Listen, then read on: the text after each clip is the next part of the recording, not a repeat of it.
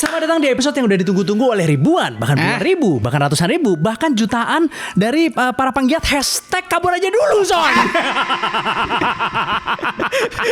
Sekarang lagi ngetren, Son. Lagi ngetren. Gara-gara ini ya, kalau tinggal di luar negeri berarti nggak nasionalis ya katanya. Nasionalis katanya, Son, ya kan? Habis itu orang langsung pada tidak peduli, yang penting kabur dulu katanya begitu, Son. Ya kan sekarang emang lagi ngetren tuh. Iya, soalnya kan lifestyle lebih ini kan, lebih naik, lebih enak, terus gaji kan, lebih tinggi, keamanan lebih terjaga ya kan, dan untuk edukasinya terjamin juga, Son. Ya kan, baik yang ngasih gratis. Di Jerman gratis. Jerman ya kan? walaupun gak semua universitas ya, sekali lagi ya. Pendapat Anda gimana tentang kabur aja dulu itu, Son? Ya kan? Ini sebelum kita mulai episode ini ya kan. Berat ini, baru awal-awal udah digas nih ya. Langsung dong, langsung ya kan. Kabur aja dulu ya. Hati-hati Anda ya, ini banyak orang dari luar negeri yang nonton episode ini soalnya. Iya, kan? ya nggak bisa disalahin kan emang kan. Maksudnya, iya benar. Kayak apalagi buat lo yang misalnya mulai dari nol gitu. Misalnya di Indonesia udah, kayaknya bisnis berat apa segala macam. Banyak ordal katanya ya. Kalau buat mulai dari nol ya, buat fresh gitu ya. Luar negeri emang bisa dibilang lebih terjamin. Lebih terjamin ya. Soalnya kalau di luar negeri, kalau di sini orang ordal tuh orang dalam ya. Kalau di luar negeri pengen ada ordal orang kadal, soalnya ada soalnya. Mark Zuckerberg ya kan, katanya dia kadal katanya soalnya. Iya kan, tapi orang dalam jarang. Katanya begitu. Katanya gitu. Ya Nah, kan? kalian teh? Ya kalau menurut gue sih ya gimana ya, mungkin orang pada frustrasi kali sama pemerintahan yang saat ini ya, mungkin ya, dan sama ekonominya Indonesia saat ini. Tapi kalau gue lebih milih buat fokus meningkatkan hidup kita aja terus, meningkatkan kualitas hidup dengan cara ya belajar, mengembangkan diri gitu-gitu. Iya, tapi kerjanya di luar. Kerja di sini lah. Habis itu duitnya dibawa keluar baru. Kebalik kok. Nah langsung aja kita mulai. Selamat datang di episode baru dari Di Atas 12.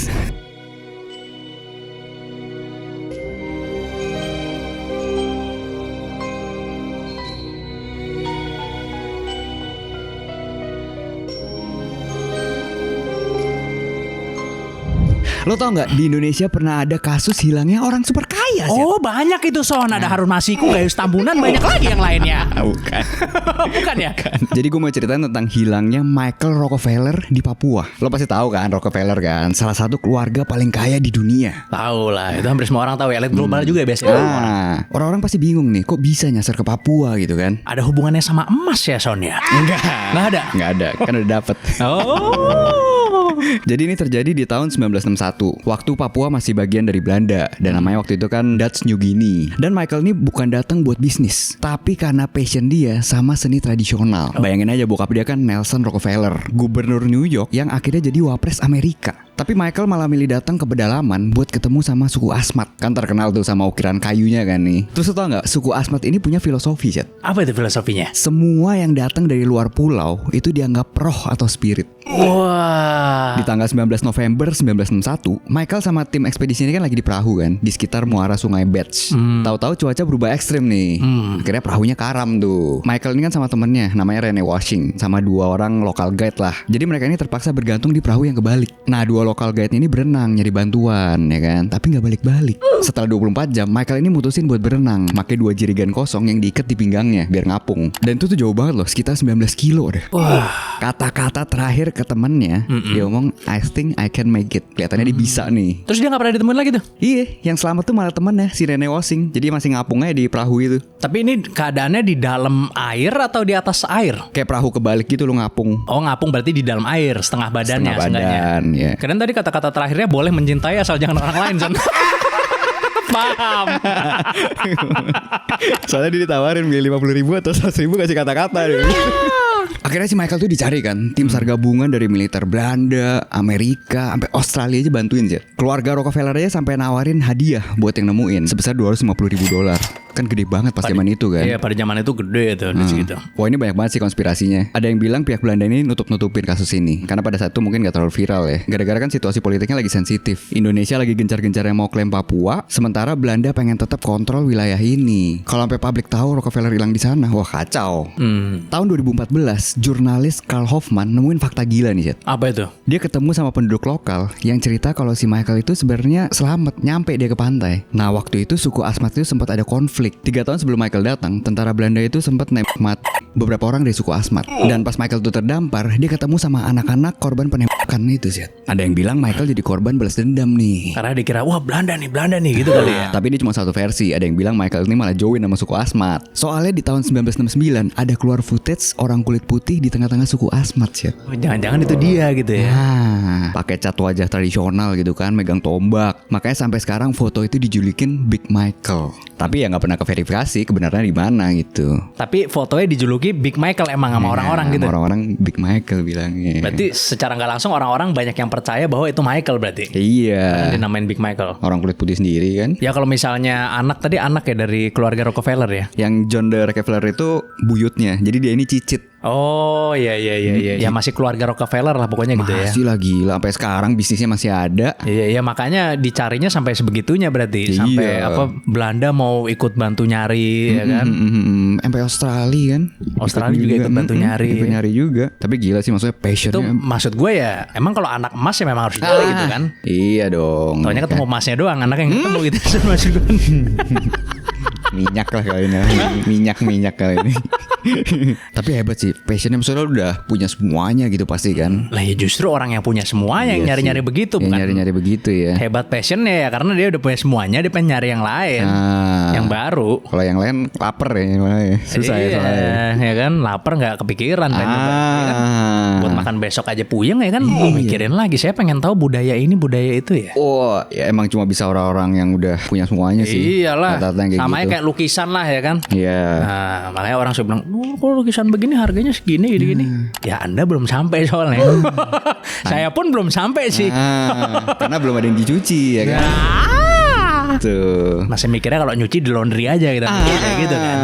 Gak ada lagi apalagi yang dicuci gitu kan. Ya nyuci ya di laundry. Kok di lukisan sih gitu kan. Iya makanya. Masih belum sampai gitu ya kan. Iya. Gitu. Jadi ya itu kebanyakan memang orang yang berduit sih. Walaupun ada juga ya orang maksudnya yang seneng memang dia explore walaupun dia nggak berduit gitu misalnya. Banyak juga sih. Banyak kan bule-bule tapi entah kenapa. Bule-bule tuh kayak lebih menghargai budaya gitu kayaknya. Karena mungkin orang masa dibanding budaya timur ya, mungkin lebih nggak menghakimi kali ya dari lingkungannya misalnya teman-teman. Kamu kerjanya kayak gitu. Ya itu salah satunya mungkin ya, tapi yang utamanya mereka tuh hidup lebih bebas rasanya. Lebih bebas. Ada jadi, orang umur 30 baru mau kuliah gitu tapi orang fine-fine aja. Fine-fine gitu aja. Kan. Sini kan, kamu gimana? Sudah nikah atau belum? Nikah belum. Kamu sekarang kerja di mana? 30 baru mau kuliah. Udah. Bisa start over umur 30. Wah, gue pengen start over deh. Gue pindah kota, gue mulai dari nol lagi tuh bisa kalau di luar. Bisa banget. Bule ya. Kalau di kita, gue kabur aja dulu. Iya, kabur aja dulu, bener. Makanya kan start over bisa, tapi di kota di luar tapi. Kalau di sini aduh berat sih. Berat. Lumayan berat lah. Karena kalau orang timur gue rasa itu lebih panjang mikirnya. Jadi dia mikir kayak ngapain gue membuang-buang waktu gue. Karena banyak orang bule itu yang dia uangnya itu gak seberapa Son. Bener. Jadi dia kerja misalnya jadi kasir misalnya atau apa. Terus dia keliling ntar ke Bali, ke Thailand. Kalau di kita kan coba ada kasir misalnya dia keliling-keliling Bali. Pasti pertama di pikiran kita apa? Loh ya kamu kerja dong cari uang ya kan. Masa kamu kerja saat bangsa berapa bulan ditabung terus keliling-keliling dunia kan. Orang kita pasti mikir gitu. Pasti sih. Termasuk gue juga sih salah satunya gitu. Tapi kalau di bule itu hal yang wajar itu. Wajar ya. Nanti ke Bali, ke Thailand, ke Vietnam. Bisa lama gitu kan. Lama. Di Balinya misalnya 2 minggu. Misalnya ntar ke Jakarta 3 minggu misalnya. Ntar di Thailand 2 minggu. Kan gila begitu. Kalau di kita kayak begitu. Lu miliarder dulu bos. Iya gak? Kalau masih kerja kan 2 minggu sini 3 minggu sini pulang kursinya udah hilang. Nah ya kan. Ya walaupun orang kerja boleh juga. Tapi ya lu kalau gua harus sukses dulu lah bro. Baru begitu gitu. Kebanyakan orang dari kita gua rasa begitulah mandangnya. Jadi makanya orang bule itu lebih nekat. Lebih nekat ya. Dan mereka ya punya fascination terhadap hal-hal kecil. Karena menurut gua itu bisa didapat oleh orang-orang yang udah lumayan secure menurut gua. Karena dia di negaranya cukup secure misalnya. Makan juga bisa. Sekolah apa segala bisa ya kan. Jadi mereka bisa mikirin hal lain bos. Iya. Kalau di sini susah. Sini susah. Mikirin buat sehari-hari aja susah ya kan. Itu sih kalau menurut gua. Iya benar. Kalau menurut gua begitu. Makanya budaya tuh lebih di ini karena ya mereka bisa mikirin yang lain. Iya. Lu di sana kerja simple aja jepret beli iPhone ya nggak mikir sih biasanya. Bisa. Maksudnya ya kalau lu kerja di KFC misalnya contoh gitu ya lu paling jualan kentang sama ayam aja gitu. Nggak perlu dada sama paha yang dijual gitu kan. Itu begitu. Maksudnya begitu. Iya kan? Ya kan? Lain lagi di negara berkembang. Nah, walaupun astagfirullahaladzim itu ya. Untuk Anda yang begitu dan nonton video ini segera tobat Anda. Ya kan? Ya kan? Pas video ini di bulan Ramadan nih masih kemarin kan. Jadi karena mereka udah bisa mikirin yang lain ya gitu. Mereka jadi banyak mencari hal-hal lain untuk dieksplor gitu. Contoh misalnya ya, hobi. Kalau di sini kita mungkin hobi ya main futsal atau misalnya ya kalau mau lebih banyak ngomong daripada olahraga main pedal misalnya sekarang ya kan. Gitu. Nah, kalau di sana mereka nyari yang lebih ekstrim kadang-kadang. Kadang nyari yang ekstrim malahan. Karena ya bosen begini-begini, nyari yang adrenalinnya lebih tinggi lagi. Iya sih. Jadi gila tuh makanya. Adiksi banget kan, adiktif banget kan. Nah, gue ada satu cerita ini ya kan tentang hobi yang paling berbahaya di dunia. Dan ini kebanyakan yang ngelakuin bule. Ini pasti pedal pakai raket Prada itu ya, bukan ya? Enggak, bukan. Tapi harus pakai blush on itu kalau pedal wajib blush on dan lipstick anti keringet itu kan, oke? Waterproof. Itu dia. Dengerin ya. Oke. Lu tahu nggak hobi paling berbahaya yang pernah dilakuin umat manusia, Son? Pasti hobi mahal nih. Bukan dong. Hobi kabur aja dulu tapi kaburnya ke Laos, Son. Bahaya itu, bisa diculik itu. Enggak, tapi ya itu bercanda ya. Jadi hobi yang gue omongin ini itu adalah hobi yang bernama caving, Son. Caving masuk goa nih. Masuk goa. Fans MU ya? Bukan. Dimana kegiatannya itu adalah masuk-masuk ke dalam goa, Son. Mungkin lo mikir gitu kan, ya kalau masuk ke dalam goa doang mah biasalah. Emang seru gitu maksudnya kan. Walangan. Walaupun lebih seru keluar masuk goa gitu kan. Tapi itu untuk di lain waktu pembicaraan.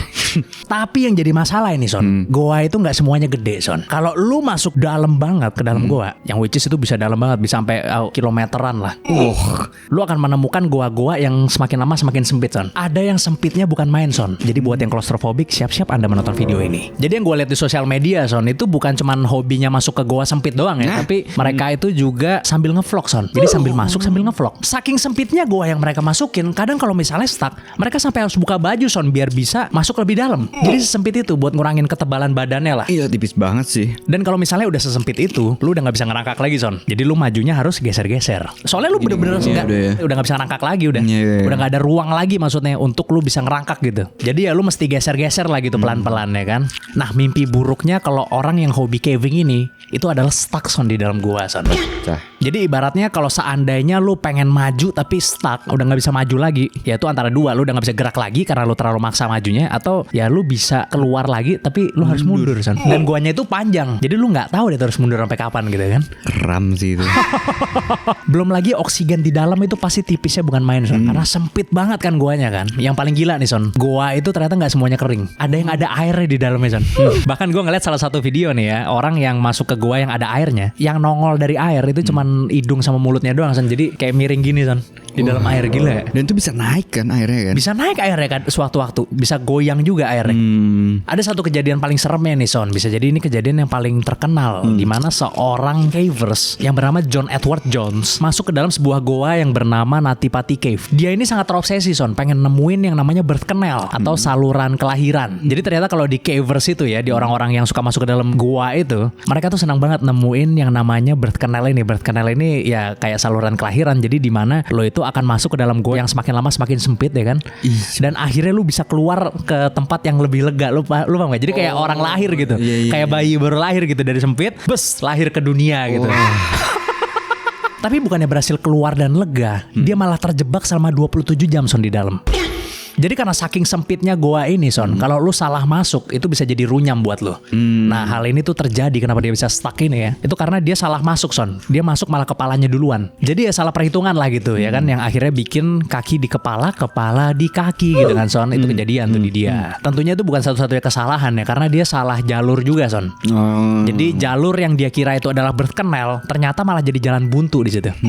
Jadi dia masuk ini bertiga sebenarnya, Son, ya kan. Tapi dia memutuskan untuk berpencar ke beberapa jalur. Tapi nggak lama kemudian ya, beberapa jam kemudian ya teman-temannya pada nemuin dia sih. Dan kemudian akhirnya melapor ke tim SAR gitu. Ketika tim SAR datang, mereka bingung juga gimana cara ngeluarinnya gitu. Karena kalau misalnya mau pakai alat berat ya nggak cukup waktunya, kelamaan. Akhirnya mereka memutuskan untuk membiarkan si John Edward Jones itu untuk meninggal di dalam situ, Son. Jadi John Edward Jones ini akhirnya terpaksa meninggal dengan keadaan kepala di bawah, kaki di atas, Son. Jadi kalau lu cari di Google itu cuma ada foto sepatunya doang, Son. Sampai saat ini jasad dari si John Edward Jones ini itu nggak dievakuasi sama sekali. Jadi dibiarin aja di goa situ. Terus goa Natipati itu ditutup akhirnya. Oh, nggak boleh masuk lagi. Biar orang nggak ada yang masuk lagi gitu. Pemerintah memutuskan untuk menutup jalur Natipati Cave itulah. Bingung nggak lo, Son, ngeliat hobi begini? Wah, emang mending futsal sih emang.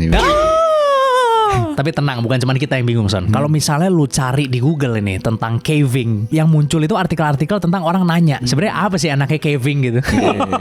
Pasti jawabnya ya, coba aja gitu kan. Sebenarnya gue liat salah satu cavers yang paling terkenal ya. Kenapa kok kamu ngelakuin caving gitu? Dia bilang, ya jawabannya adalah sama seperti kenapa kamu bernafas di pagi hari gitu kan. Nggak nyambung. Enggak, bukan nggak nyambung sih, ya dia merasa sense. Ya hidup dia tuh ya memang untuk ini. Dia merasa dia alive pas dia ngelakuin ini gitu loh. Gimana kalau menurut kalian, apakah hobi ini tuh worth it dibandingkan dengan bahayanya yang luar biasa gitu kan? Coba tuh si komen. Iya sih, jawabannya gitu sih. Yang paling nanya, kenapa putih warnanya putih gitu kan? Ya, iya. Berat. Gitu dia kan? Jawabnya begitu tuh. Iya. Ada soalnya salah satu yang paling terkenal tuh dia sering banget keluar masuk goa gitu sampai ya luka-luka gitu. Tapi lu tau nggak, orang yang masuk ke dalam goa itu nggak cuman asal masuk doang, Son. Jadi dia sampai bawa iPad. Ada planningnya. Ini kayak maksudnya kayak blueprint. Jadi iPad gitu. ada iya kayak semacam blueprint gitu. Iya. Yang ngasih lihat ini goanya ini bentuknya kayak gimana, lu paham nggak? Oh, gila. Terus dia kayak oh ya nih sekarang kita di sini. Gimana kalau kita ke jalur ini gini gitu. Jadi nggak asal masuk doang ternyata kalau sekarang. Tapi pasti kalau udah maksudnya rame itu olahraganya pasti dibikin gunung yang emang buatan sih. Ya sih? Wah, susah sih bikin gunung kayak buatan dan ada checkpoint. Dan mereka nggak mau pasti. Mereka tuh senang dengan masuk kayak gitu tuh karena mereka merasa ini tuh alami buatannya universe atau buatannya Tuhan gitu loh. Iya. Kalau buatan manusia kayak nggak mau kayaknya. Iya, bener sih. Karena mereka senang gitu nge-explore tempat baru gitu, walaupun ya sebenarnya lu bisa aja nge-explore tempat baru yang di atas daratan gitu kan. Buat apa lu harus masuk ke dalam gitu kan sebenarnya kan? Iya, di luar nggak ada habis-habisnya kan? Nggak ada habis-habisnya, lu bisa kemana aja, travel kemana. Tapi ya mereka seneng begitu. Itu karena ada kesenangan menemukan birth canal itu, Son. Iya. Lu berani, Son, begitu, Son? Enggak lah. Nemuin birth canal. Mungkin lega banget kali ya, kayak sempit banget dulu kan. Dan mereka gak tahu kan itu akhirnya berapa keluar, lama gitu kan. Enggak, akhirnya keluar. Wah, gitu kan. Dan kalau yang gue lihat dari salah satu YouTuber terkenal yang suka ngelakuin cavers tuh Mike siapa gitu namanya. Itu dia juga pakai alas gitu bawahnya biar lebih cepet. Alasnya kayak yang warna putih biasanya buat di atap itu apa ya, Son ya? Tahu kan lu kan yang biasa di atas jemuran mungkin ya. Kayak gitu tuh. Dipakai buat geleser-geleser sama dia. Iya. Dan dia bawa kamera loh, bro. Gila sih. Pasti sambil megangin gini kan masih kan. Iya, dia sampai buka kantor konsultan deh kayaknya buat orang yang mau masuk ke dalam goa gitu. Jadi mungkin ya olahraganya berkembang terus kali. Itu salah satu hobi paling berbahaya sih. Jadi ya hobi ini memang bisa bikin orang jadi gila gitu ya. Maksud gue kayak kadang hal yang tidak logik itu dilakukan juga demi hobi gitu soalnya kan. Dan ada baru terus kan. Ada baru terus. Sekarang olahraga aja ada pedal misalnya baru. Terus ada full ball. Lu tau gak full ball? Apaan tuh? Ada kayak perpaduan sepak bola tapi bisa megang pakai tangan tuh. Ada kayak gitu. Jadi banyak lah hobi itu sekarang ya kan. Apalagi kalau orang-orang kebanyakan orang tua gitu. Soalnya kayaknya hobi itu adalah hidupnya gitu. Iya sih, udah gak ada kerjaan lagi kan. Iya, maksudnya kan zaman 100 tahun yang lalu pasti kalau melihat ada sepeda harganya 50 juta tuh mungkin langsung diasikin ya sama presiden gitu kan. Mungkin ya 100 tahun yang lalu gitu. Untuk apa Anda menghambur-hamburkan uang untuk itu gitu kan. Iya kan. Sekarang ya itu hal yang wajar, bro. Semua di atas gocap, bro. Orang bilang lari aja biar murah gitu. Mana ada sekarang. Baju bolong-bolong dijual 3 juta harganya. Udah tahu belum? Iya, baju lari yang bolong-bolong. Pernah lihat. Harga 3 juta 4 juta. Belum jamnya, sepatunya. Justru kalau dulu itu buat apa Anda begitu? Sekarang Anda kenapa gak begitu? Berubah. Pertanyaannya berubah. Iya sih. Gila, hobi sekarang merah duit semua. Pasti ya. Anda miskin ya pasti ya. Maksudnya hobi itu bagus ya untuk mungkin menyeimbangkan kehidupan yang serius. Balance lah ya. Dengan yang dengan yang fun gitu ya. Ya intinya kalau misalnya kita salah memprioritaskan sesuatu atau kita itu terlalu ngikutin sebuah tren, ya lama-lama kita bakal jadi zombie gitu, udah bukan manusia lagi. Bener. Karena zombie itu otaknya kurang aktif. Bener gak? Tapi di sini enggak. Di sini enggak lah. Di sini enggak. Sini aman. Karena udah minum ginkgo biloba orang-orang sini. Ginkgo biloba. Nah ini ngomong-ngomong soal zombie nih, Zat. Gue ada cerita tentang zombie, tapi ini yang nyeritain pemerintah, Zat. Pemerintah mana itu soal? Gue ceritain ya. Ibu kotanya udah ada kan tapi? Ada pasti. Lo tau gak sih ada jurnal persiapan datangnya virus zombie yang dibikin sama Kementerian Kesehatan Amerika? Wow, Amerika ini. Amerika. Wah, pasti benar berarti Son. Enggak juga dong. Jadi CDC atau Centers for Disease Control and Prevention ngebuat sebuah jurnal bernama Preparedness 101 Zombie Pandemic. Dan ini dalam bentuk komik sih. Padahal mereka itu biasanya ngeluarinnya dokumen-dokumen resmi aja gitu kan, yang serius-serius. Dalam bentuk komik. Komik. Bukan komik The Walking kan tapi kan? Bukan. Jadi ini lumayan gokil juga nih, sampai ada ceritanya, karakternya, ya kan, ada semua di situ. Ya mungkin supaya orang-orang lebih tertarik ya kan, sama aware lah sama virus gitu kan. Soalnya yang keren, ternyata prinsip ini bisa dipakai di berbagai macam bencana. Contohnya bencana apa itu? Ya dari bencana alam sampai wabah penyakit. Karena kan setiap bencana kan kurang lebih ya gitu-gitu aja gitu barangnya kan, emergency kit gitu kan. Nah di komik ini lengkap banget ngasih listnya sih. Pokoknya kayak kotak P3K, air, makanan, senter apa segala macam lengkap deh pokoknya. Dan si di sini ngebungkus berbagai macam poin penting gitu. Yang pertama tadi kan cara bikin emergency kit. Pentingnya rencana komunikasi keluarga. Terus gimana caranya dapetin informasi yang valid, langkah-langkah evakuasi, sama basic survival skills, keterampilan bertahan hidup lah. Yang pecahnya emang semua ini disampaikan lewat cerita yang natural gitu. Nggak berasa kayak lagi baca buku panduan gitu kan. Format komik kayak gini juga menurut gue bisa dipakai banget sih di Indonesia sih. Ya soalnya budaya baca komik kita kan tinggi kan. Oh iya benar. Bahkan pemimpin sendiri baca komik juga ya. Nah benar. Orang-orang kalau ditanya banyak kan bacanya komik gitu kan. Nah kira-kira sih di sini ngeluarin jurnal nih buat orang siap siaga sama bencana atau menyiapkan kita sama virus zombie yang bakal ada di masa depan. Nah kan gitu kan. Terus apa bedanya jurnal zombie ini sama jurnal yang biasa gitu, maksudnya apa bedanya? Kan dalam bentuk komik yang gini kan. Udah itu doang, formatnya doang. Ya iya, sama orang isinya kaget sama. kan. Oh enggak, kan dibikin story apa segala macam natural, kayak baca komik aja gitu. Oh, jadi apakah mungkin ini tuh sebenarnya untuk mempersiapkan orang untuk hal-hal yang general gitu ya, ancaman-ancaman yang general, tapi pakai zombie supaya orang tertarik bacanya? Bisa jadi. Atau mengingatkan orang bahwa bisa jadi ada zombie di masa depan gitu ya? Nah itu. Oh iya. Soalnya kurang lebih kayak emergency kita apa segala macam kan general banget kan emang kan. General. Jadi belum tentu ini tuh mengingatkan kita bahwa di masa depan bakal ada zombie gitu ya? Belum tentu. Tapi anggapannya Kementerian Kesehatan yang ngeluarin nomor. Biasa nih serius-serius kan. Apa jangan-jangan ini kan pesan terselubung nih jangan-jangan. Oh iya benar juga sih. Soalnya nggak mungkin kayak tiba-tiba yang bikin Masashi Kishimoto gitu ya, nggak mungkin gitu ya kan ya. Iya benar juga sih. Ini kan komik Amerika kan. Oh iya benar-benar. Bisa jadi sih tapi zombie itu ada kan menurut gue. Tapi mungkin bukan zombie yang mau makan otak orang lain kali ya. Iya. Mungkin bukan zombie yang mau makan otak orang lain gitu. Karena kalau misalnya di Amerika itu gue pernah lihat juga ada video di mana orang itu lagi datang ke downtownnya Amerika. Tapi yang ya kawasan-kawasan kumuh lah kalau downtownnya. Yang banyak homelessnya lah, orang-orang gak punya rumah situ kan. Itu mereka banyak yang kayak seperti orang sakau gitu-gitu di siang hari loh. Kayak gini. Iya sih. Gitu-gitu bro, gila banget di sana orang tunawismanya itu beda gitu sama di sini gitu. Di sana tuh tunawismanya tuh pada teler. Di sini mah enggak lah ya. Di sini enggak, maksudnya ya ini siang hari loh bro. Iya sih. Ya kan, wah gila banget. Makanya jadi gue bilang ya zombie itu akan ada sih menurut gue. Tapi bukan formnya itu bukan zombie yang seperti yang diceritakan sama Walking misalnya, atau zombie-zombie yang diceritakan di film-film di mana yang mereka tuh nguber manusia karena pengen makan otaknya gitu kan. Cuma ini kehilangan akal aja ya. Kehilangan akal. Kehilangan akal, tapi lebih dari kehilangan akal sih harusnya sih. Nggak bisa berinteraksi apa segala macam. Ya narkoba sih paling deket yang bisa bikin kita bentuknya jadi kayak zombie gitu. Udah itu dia, makanya say no to drugs ya kan. Lupa tuh. Pasti lama-kelamaan kan dosis makin lama makin kenceng apa segala macam ya kan. Ada baru-baru lagi. Jadi ya di negara maju sekalipun itu ya orang homelessnya kadang banyak juga, dan lebih sinting lagi orang homelessnya. Iya ya. Mau bikin rusun kagak ada lagi tanahnya kan. Iya. Tapi gue nggak tahu juga ya kalau di masa depan ada virus misalnya ya kan, wah apa virus zombie nih, kamu harus pakai masker biar tidak menjadi zombie. Ya, gue nggak tahu juga gitu sama maksud gue gitu. Ente lakuin gak tuh? Hah? Lakuin gak tuh? Gue pelajari masker, dulu. Iya sih. Gue pelajari dulu. Ini virusnya dari mana? Apakah dari udara? Karena virus yang kemarin tuh sudah diakui oleh CIA bahwa itu virus biotech buatan dari Wuhan. Tapi masih nggak tahu yang buat siapa. Mulainya dari Wuhan tapi nggak tahu yang dari Wuhan, tapi itu buatan udah fix valid. Jadi mungkin orang-orang yang mikir, wah ini awalnya dari memakan kelelawar bla bla bla bla bla bla. Nah, kena nih sekarang ya kan. Kena loh. Coba kalau ngomongnya dulu ini kita udah dibilang gila nih masih sekarang.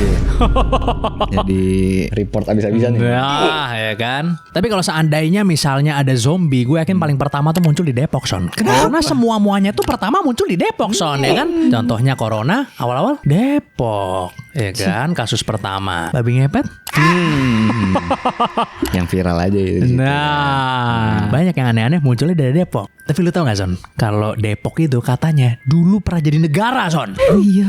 Iya beneran. Jadi sebelum Indonesia jadi negara kesatuan, Depok tuh pernah jadi negara dulu. Oh udah lama banget ya. Udah lama banget, ya kan dengerin ya. Oke. Lu tahu gak sih kalau Depok itu dulu pernah jadi negara Son? Yang bener lo. Katanya sih begitu. Jadi banyak narasi yang bilang bahwa Depok itu pernah berdaulat selayaknya negara di zaman dulu. Tentunya hal ini terjadi sebelum Indonesia berdaulat ya. Jadi masih di bawah kekuasaan Belanda lah dulu. Bahkan Depok sendiri itu punya 4 presiden loh Son. 4 presiden Depok punya. Jadi presiden pertama Depok itu namanya Gerrit Jonathans, yang itu diangkat di tahun 1913. Yang kemudian dilanjutkan oleh Martinus Lawrence dan Leonardus Leander, sama presiden Depok yang terakhir nih, Johannes Matthijs Jonathan. Ini gak ada orang Jawa sih presiden. Nggak ada orang Jawa Son, Londo semua Londo Son.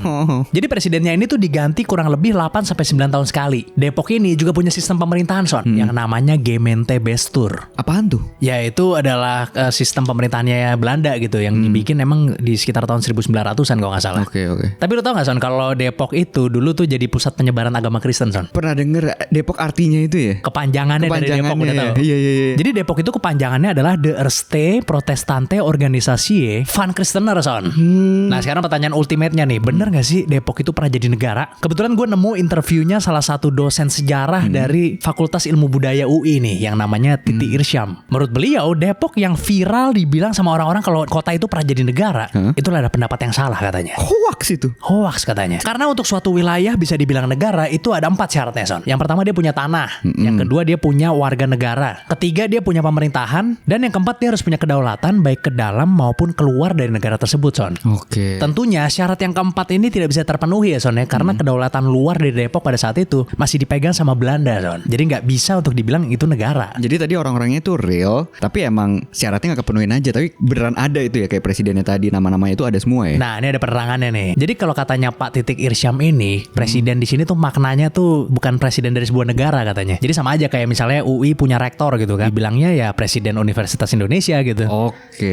Kayak gitu. Jadi bukan kepala dari sebuah negara lah gitu. Walaupun presiden di sini ya itu artinya kepala dari komunitas Civitas Akademika Universitas Indonesia Son. Jadi dia tetap pimpinan sih, tapi bukan kepala negara gitu maksudnya. Hal ini juga terjadi karena banyak orang yang salah tafsir tentang sistem pemerintahannya Depok yang Gemeentebestur itu. Gemeentenya Depok itu ya bukan kota praja, melainkan ya hanya kota kecil atau kecamatan lah gitu.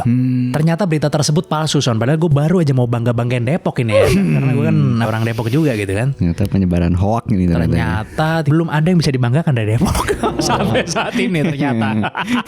Kecuali kampusnya. Oh iya. Oke.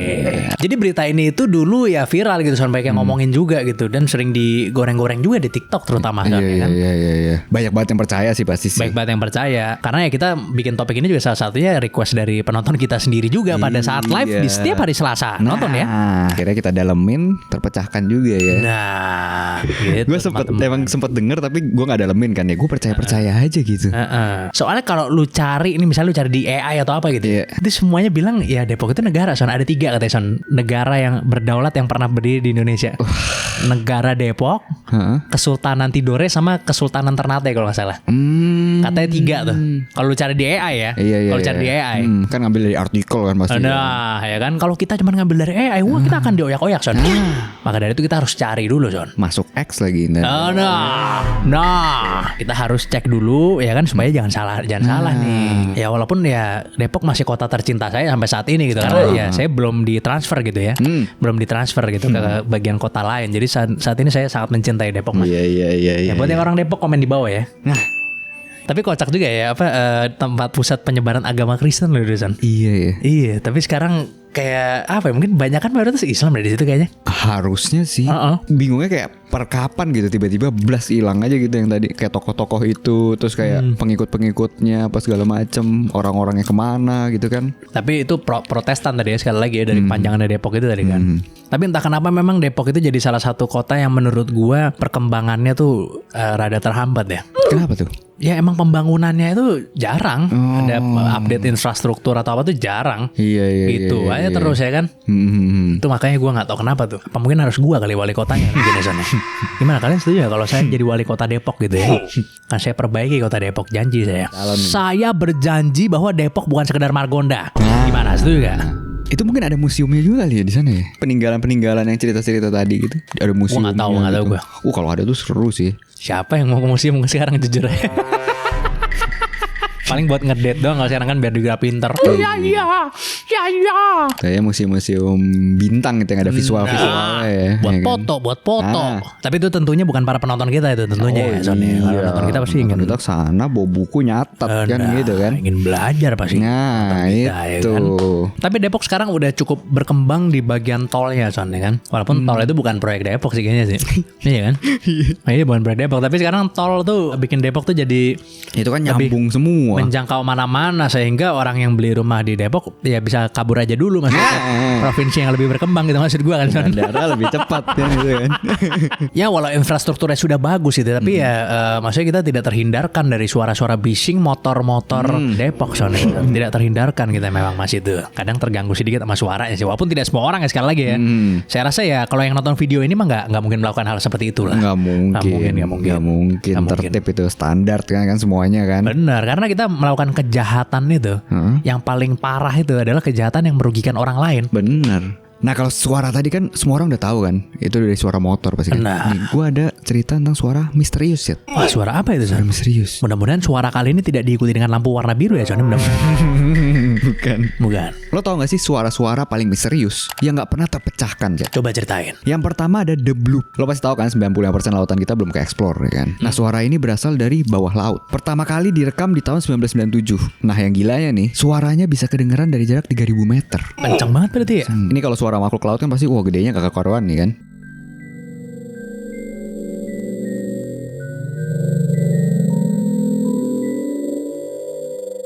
Badan Riset Kelautan Amerika atau NOAA bilang ini kemungkinan suara ice quake lah atau gempa es. Tapi belum ada bukti konkretnya. Yang bikin tambah misterius, lokasi suaranya ini deket sama tempat yang dalam novelnya si H.P. Lovecraft. Jadi rumahnya Culu, monster bawah laut. Yang selanjutnya ada The Train atau suara kereta yang ada di bawah laut. Direkam tanggal 5 Maret 1997. Kalau lu dengerin tuh mirip banget emang sama suara kereta,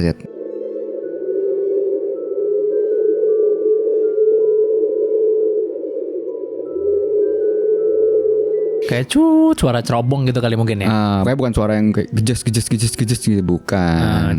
Yang gitunya kan mungkin kan. Tikat itu bukan juga. Bukan juga. Ya. Cipete Raya Tuku itu bukan juga. Suara pop mie disebuh juga bukan juga soalnya. Bukan. Pop mie disebuh. Bukan. Ada beberapa teori ilmiahnya nih. Yang paling masuk akal ya suara gunung es yang nyeret ke dasar laut. Tapi harus diakui kalau sampai sekarang nggak ada penjelasan yang 100% akurat. Kalau tiba-tiba itu makhluk raksasa yang hidup di antar gunung es gitu. Kan kita nggak tahu juga gitu kan. Apalagi kalau cerita mitologi yang Kraken itu dia kan emang hidupnya di daerah dingin. Iya, yang cumi gurita itu ya. Maksudnya kalau gurita colom sih gue tahu kan, tapi kalau gurita ini kayak udah nggak ada deh. Lebih real yang mana gitu. Nah, yang ketiga ada Slow Down. Ini menurut gue suaranya yang paling creepy ini. Direkam tanggal 19 Mei 1995 di Samudra Pasifik, dekat semenanjung Antartika. Yang gilanya suara ini kedengaran sampai 3100 mil. Wah, jauh banget 3100 mil. Itu dari Jakarta ke Bandung ke Jakarta lagi ke Bandung ke Jakarta lagi Bandung ke Jakarta lagi Bandung ke Jakarta lagi tuh sampai 10 kali. Iya benar. Terus frekuensinya menurun selama beberapa menit.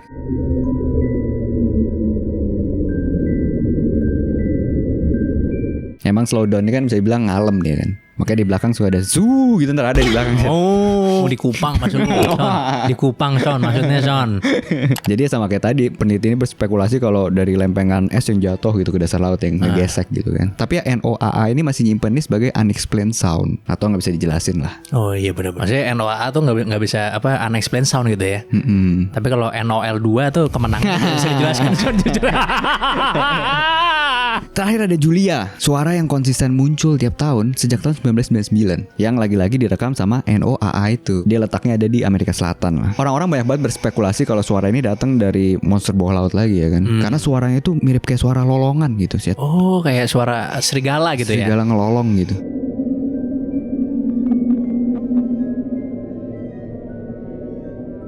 Nah waktu itu ada cerita di internet yang dikait-kaitin sama Julia ini, Set. Kalau ada foto rahasia dari NASA Apollo 35 yang nangkep bayangan di laut yang ukurannya itu 2 kali lebih gede dari Empire State Building. Wah. Tapi kan sejauh yang kita tahu nggak ada makhluk yang segede itu kan. Jadi dianggap sebagai kayak kumpulan ikan yang renang gitu. Tapi ya pas gue cek lebih dalam, ya NASA nggak pernah ngeluarin foto itu sih. Jadi masih tetap menjadi misteri bahkan sampai sekarang gitu ya.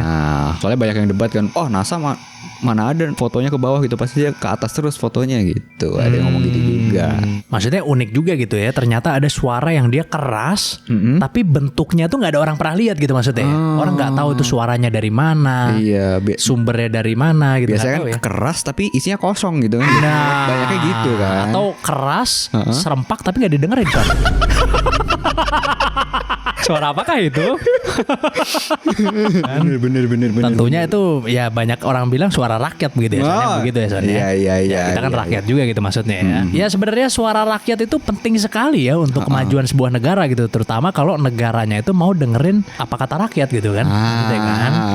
Ada sih yang memilih opsi disumpel pakai makanan, ada juga maksudnya gitu. Tapi maksudnya untuk berkembang biasanya harus dengerin rakyat juga untuk tahu kebutuhannya apa aja gitu kan maksudnya kan.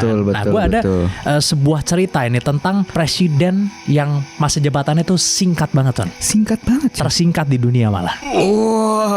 Dengerin ya. Oke. Lo tahu gak sih ada presiden yang cuma menjabat selama 45 menit Son? Siapa itu? Jadi yang gue omongin ini tuh adalah presiden asal Meksiko Son, yang bernama Pedro Lascurain. Bisa dibilang si Pedro ini adalah presiden dengan masa jabatan tersingkat dalam sejarah dunia Son. Wah, ini menangnya karena ngeklaim sendiri apa gimana ya? Enggak, bukan. Ya? Justru kan titipan dong kalau sebentar begini biasanya kan. Kemudian kan kita bertanya-tanya ya, kok bisa gitu jadi presiden tapi cuma 45 menit. Jadi gini, ini kejadiannya ada di tanggal 19 Februari tahun 1913. Pada saat itu kondisi negara Meksiko itu memang lagi kacau Son, karena adanya revolusi Meksiko yang berjalan dari tahun 1910 sampai 1920 Son. Ditambah lagi ada sebuah kejadian yang bakal bikin Meksiko jadi lebih runyam nih. Apa tuh? Kudeta.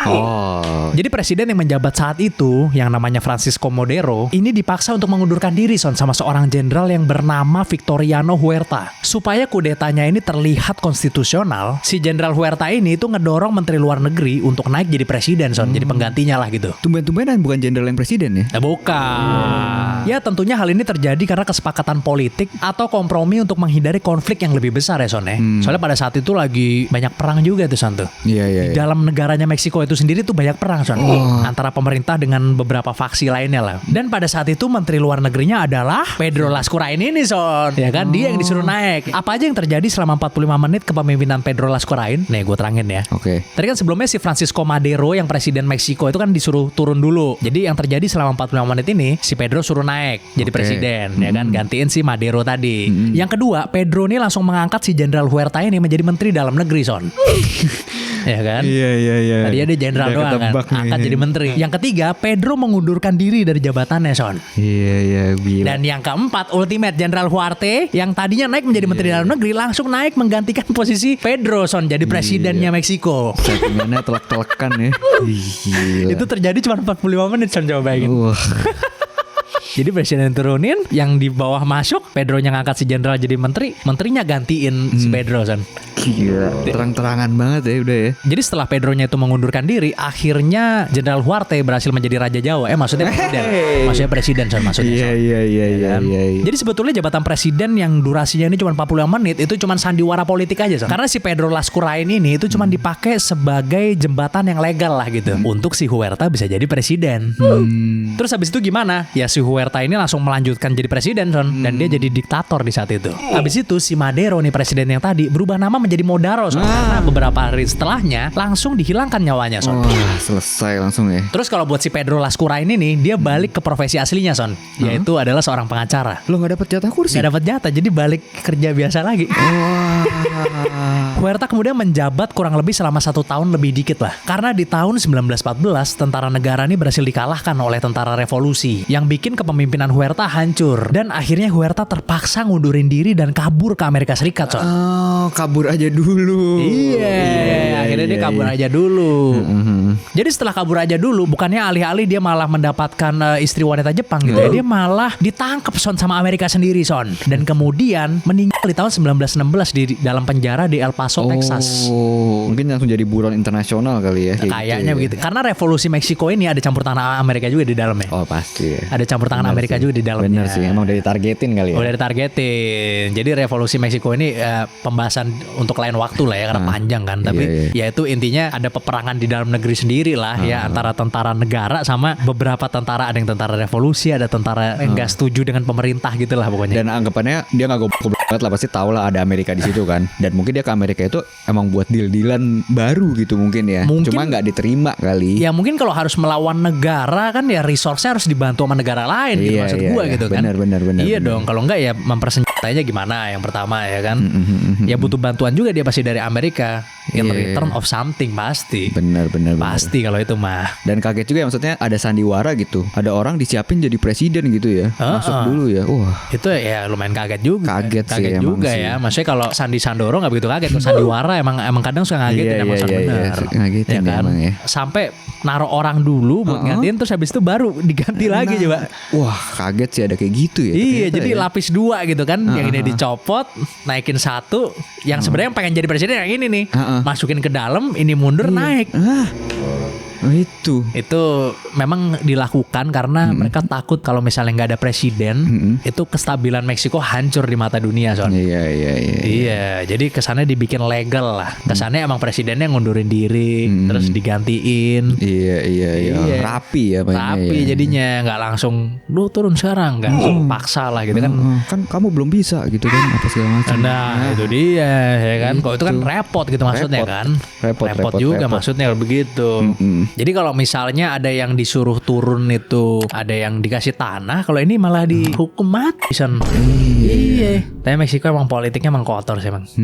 Belum ngelawan kartel-kartelnya juga ya kan. Waduh. Lagian kartel itu sebenarnya di Meksiko itu malah ada ngebantunya. Jadi target dia jualnya itu kan keluar sebenarnya, keluar negeri. Oh iya. Ekspor ya. Jadi kadang pemerintahnya juga ngelindungin juga, Bro. Iya. Kadang ya. Kadang. Oknum. Iya, oknum. Selama negara kebagian misalnya kan dia jualnya keluar. Orang Meksiko sendiri gak ada uang bro. Mending jual ke Amerika. Bener. Udah kalau begitu kita langsung aja mulai baca komen Son. Oke. Let's begin. Let's go. Oke, komen pertama dari @RyanGeeks11. Gak nyangka sama crossover ini, hahaha katanya gitu. Ini di video sama Bang Radit kemarin nih Son ya kan. Kenapa gak nyangka Anda gitu kan? Kita ini collab sama siapa aja ya Son ya. Obrolan di atas jam 12 sama siapa aja bisa. Sama siapa aja bisa gitu ya kan. Selama ya ada yang bisa di-sharing sama dia, sama orang itu gitu maksudnya gitu ya Son. Ada insight baru. Ada insight baru untuk kalian ya kan ya, kita mengusahakan terus lah tamu-tamu yang kita undang di sini bisa ngasih insight baru gitu ya Son ya. Nanti pokoknya tungguin aja kolaborasi yang selanjutnya, pasti kalian akan sering kaget ini Son. Wah. Karena kita bakal collab sama orang dari berbagai bidang Son ya kan. Berbagai bidang, nggak cuma konspirasi aja. Nah, karena berbeda itu lebih seru Son daripada sama, bisa saling melengkapi. Iya, bener. Komen selanjutnya dari @malaikatsubuh430. Ternyata Son juga introvert sama seperti gua, tapi salut sih dia berani stand up. Coba sekali-kali bahas penyebab seseorang introvert. Apakah bawaan dari lahir atau kebentuk dengan sendirinya? Nah, itu mungkin kalau kita lagi ada bintang tamu psikolog di sini bisa ya Son ya? Bisa, karena kan? Banyak banget faktornya sih. Banyak faktornya. Faktornya banyak banget. Kan? Ada yang emang karena lingkungan, parenting, orang tua, ya kan, sekolah juga, ya kan, ya itu banyak ya. Ada yang bawaan juga, ya kan. Itu banyak dan mungkin kita kalau misalnya bahas-bahas seperti itu akan undang psikolog gitu ya, mungkin ya, yang seru tentunya, tapi yang seru psikolognya bener kan. Khusus buat kalian. Jadi kalau misalnya kalian setuju, coba komen di bawah, Bang mau undang psikolog misalnya gitu kan. Atau misalnya kalian pengen undang yang lain, tulis aja di bawah langsung, Bang undang ini dong gitu. Undang ini, bahas ini dong. Nah gitu. Oke. Dah cukup kalau gitu. Terima kasih banyak buat kalian yang udah nonton video ini ya kan. Terima kasih banyak kalau kalian sudah menonton sampai di akhir. Terima kasih. Terima kasih. Jangan lupa selalu komen, like, dan subscribe video-video kita. Yes, sampai jumpa di episode selanjutnya dari Di Atas 12.